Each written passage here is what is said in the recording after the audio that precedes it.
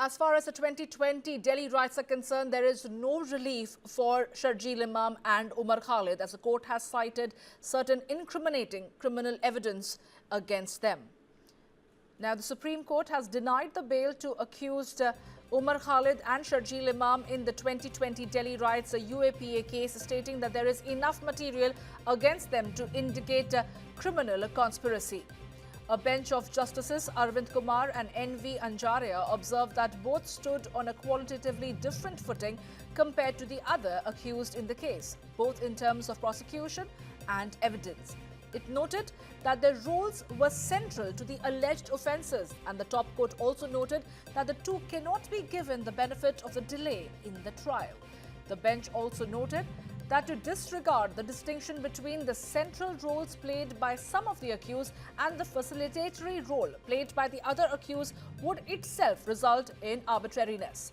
The Supreme Court bench clarified that they can approach the court again for bail either after 1 year or upon the completion of examination of protected witnesses, whichever occurs earlier. The Supreme Court, on the other hand, has granted bail to the remaining 5 accused: Gulfisha Fatima, Miran Haider, Shifaur Rahman, Mohammad Shakil Khan and Shadab Ahmed in the same case. They shall be released on bail subject to 12 conditions. Now, if any of these conditions are violated, the trial court will stand at liberty to cancel the bail after hearing the accused.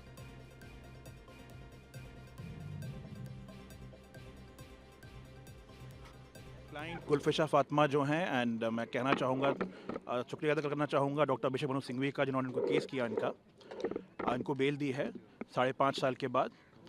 अब हमें उम्मीद है कि trial court इनको जल्दी से जल्दी release order कर देगा बेल जेल से, और गुलफिशा अपनी ज़िंदगी आगे जी पाएंगी। सुप्रीम कोर्ट ने ये भी कहा है 2 लोगों का, उमर खालिद और शर्जील इमाम की बेल खारिज करते हुए कि केस जल्दी से जल्दी चलना चाहिए, और अगर 1 साल में सारे प्रोटेक्टेड विटनेस जो होते हैं, अगर वो उनका एग्जामिनेशन ख़त्म नहीं हुआ तो 1 साल बाद उमर खालिद और शर्जील इमाम बेल के लिए फिर अप्लाई कर सकते। उन्होंने कहा है कि 12 कंडीशन अप्लाई करी हैं, बट अभी जजमेंट पूरा बाहर नहीं आया है, तो वो हमारे पास अभी अवेलेबल नहीं है condition. Well, the Supreme Court decides the matters on the basis of record before it. I'm sure the Supreme Court must have found reasons to distinguish between the 2 sets of cases.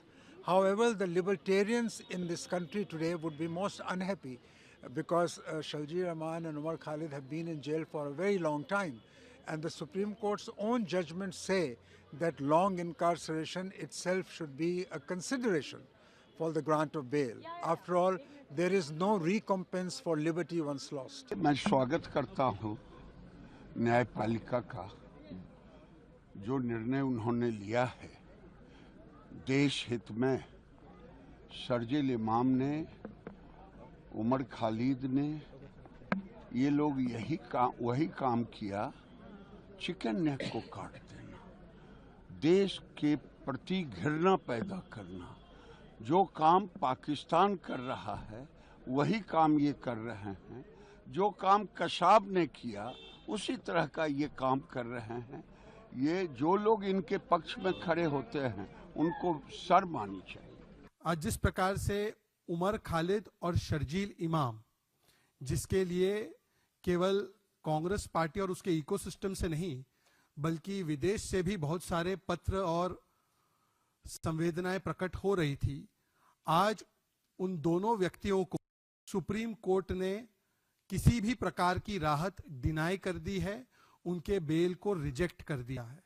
और केवल bell reject ही नहीं किया बल्कि ये भी कहा कि जो इस प्रकार का अपराध उन्होंने किया है, प्रथम दृष्टया आतंकवाद और दिल्ली को जलाने के जो भी चार्जेस उनके खिलाफ लगाए गए हैं वो प्रथम दृष्टया सही साबित होते हैं। ये दंगे जो थे वो स्पॉन्टेनियस नहीं, स्पॉन्सर्ड थे। ये जो दंगे हुए वो ऑर्गेनिक नहीं बल्कि ऑर्गेनाइज्ड थे।